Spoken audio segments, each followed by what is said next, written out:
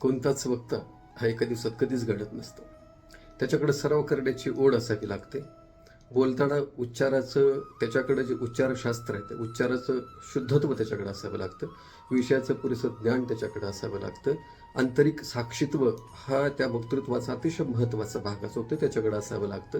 सर्वात महत्त्वाचं म्हणजे वाणीचा संयम असावा लागतो आणि चित्त वेधण्याची जी काही त्याची कला आहे तर तीही त्याच्याकडे असावी लागते. आणि मुळामध्ये हे सगळं वाचनातून आणि वेगवेगळ्या चिंतनातून हे सगळं तो वक्ता आत्मसात करत असतो. मला वाटतं की या सगळ्या गोष्टीसाठी तुम्हाला प्रशिक्षणाची आवश्यकता असते आणि ते प्रशिक्षण जे आहे ते प्रशिक्षण घेण्याबाबत मात्र आपण दक्ष नसतो आणि आपल्याला वाटतं की आपल्याला सगळं काही येतं आहे. मात्र बऱ्याच जणांना बऱ्याच गोष्टी शिकायच्या असतात.